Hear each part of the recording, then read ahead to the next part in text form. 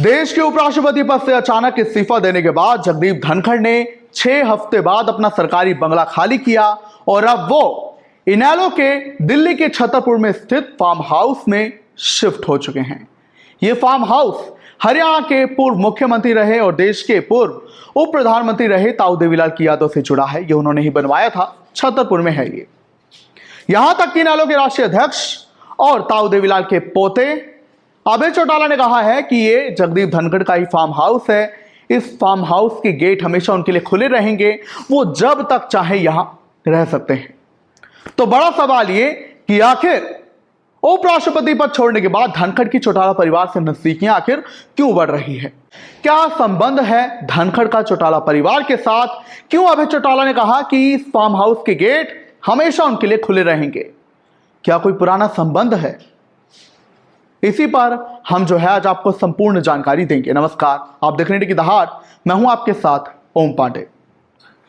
तो देखिए, अब अपना सरकारी बंगला खाली करने के बाद जगदीप धनखड़ ताऊ देवीलाल के छतरपुर में स्थित फार्म हाउस में रहेंगे। काफी बड़ा फार्म हाउस है और ताऊ देवीलाल की यादों से भी जुड़ा है, हरियाणा की राजनीति से तो जुड़ा खैर है ही।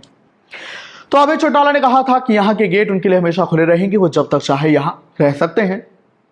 तो ऐसा कहने के पीछे कोई वजह तो होगी, कोई संबंध तो होगा, तभी तो अभय चौटाला ने यह बयान दिया है। और अगर देखा जाए राजनीतिक रूप में तो अभय चौटाला एक अलग विचारधारा और एक अलग पार्टी के नेता हैं इनेलो के, और जगदीप धनखड़ देश में फिलहाल सत्तासीन पार्टी बीजेपी के बड़े और दिग्गज नेता हैं। तो क्या कोई पुराना संबंध रहा? तो इसका जवाब है हाँ, बिल्कुल, एग्जैक्टली यस। तो देखिए, जगदीप धनखड़ का बहुत पुराना संबंध है चौटाला परिवार के साथ और ताऊ देवीलाल से यह कहानी शुरू होती है। 1987 में जब देश के प्रधानमंत्री राजीव गांधी थे तो ताऊ देवीलाल दिल्ली के बोट क्लब में विजय रैली आयोजित करते हैं। विपक्ष की रैली थी। इसी रैली में झुंझुनू से 500 खुली जीप लेकर एक नौजवान शख्स, एक नौजवान वकील आता है। नाम था जगदीप धनखड़। किसान परिवार में पैदा हुआ और राजस्थान की हाई कोर्ट में प्रैक्टिस कर रहा था, वकील था। किसान परिवार से आने के कारण और कामकाजी होने के कारण वो इस वर्ग के लिए कुछ करना चाहता था। और देवीलाल चूंकि राजस्थान में भी तब प्रभाव रखते थे, हरियाणा और पंजाब के अलावा, और वो भी किसानी के लिए जाने चाहते थे, तो अच्छा खासा प्रभाव देवीलाल का धनखड़ पर रहा। तब धनखड़ बहुत ही नौजवान थे। इनका जन्म 1951 में हुआ था राजस्थान के झुंझुनू में। तो तब ये झुंझुनू से 500 खुली जीप लेकर बोट क्लब पर पहुंचे, जहां पर विजय रैली का आयोजन किया गया। जोरदार नारे लगने लगे जगदीप धनखड़ के लिए, जगदीप धनखड़ जिंदाबाद, जगदीप धनखड़ जिंदाबाद। एक नौजवान शख्स के लिए अचानक यूं नारेबाजी सुनकर, वो भी तब जब देवीलाल खुद वहां मौजूद थे, उनका ध्यान जाहिर तौर पर धनखड़ की ओर गया। तब ताऊ देवीलाल ने शाबाशी दी, पीठ थपथपाई धनखड़ की और कहा, बहुत खूब। इसके बाद से ही वो उनके करीबी बन गए ताऊ देवीलाल के, और इसी से 2 साल बाद यानी कि 1989 में उन्हें टिकट भी दिया गया।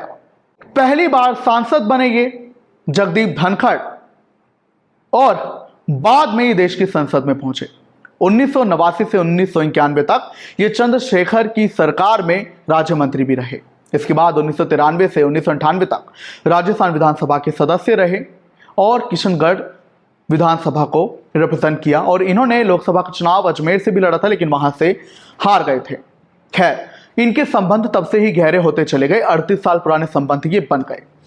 आपकी जानकारी के लिए बता दें कि जब ओम प्रकाश चौटाला का निधन हुआ था तो वो संवेदना प्रकट करने के लिए धनखड़ पहुंचे थे। वहां उन्होंने ताऊ देवीलाल को भी याद किया और भावुक हो गए। उन्होंने कहा कि मैं जो आज एक बीज के रूप में आपके समक्ष हूं, इस बीज को बोया ही ताऊ देवीलाल परिवार ने था, ताऊ देवीलाल ने था, चौधरी साहब ने था। उन्होंने कहा था कि तुझे राजनीति में आना है, मैंने निर्णय ले लिया है। उन्होंने कहा कि जगदीप धनखड़ ने कहा कि मैंने 2 महानुभावों को मना कर दिया था चुनाव लड़ने से और मैं वकालत ही करना चाहता था, लेकिन चौधरी साहब ने कहा कि मैंने निर्णय ले लिया है और तुझे आना होगा। आया भी, और बाद में इस बीज के रूप में, और ये जो आज बीज आपके सामने है, मैं चौधरी देवीलाल की कृपा से हूं।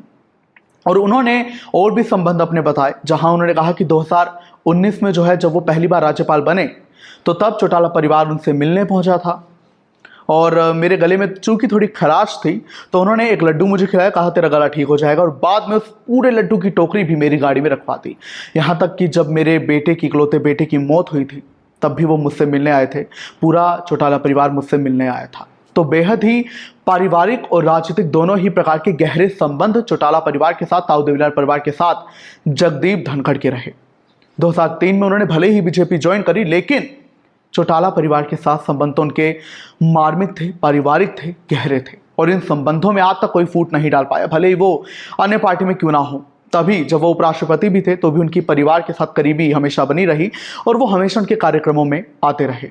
और आज जब उन्होंने पद छोड़ा है तो चौटाला परिवार ने भी दरियादिली दिखाते हुए उनके लिए अपना फार्म हाउस खोल दिया, जहां वो फिलहाल रह रहे हैं। क्या कुछ आप कहेंगे जगदीप धनखड़ के करियर को लेकर, ताऊ देवीलाल को लेकर, हमें जरूर बताएं।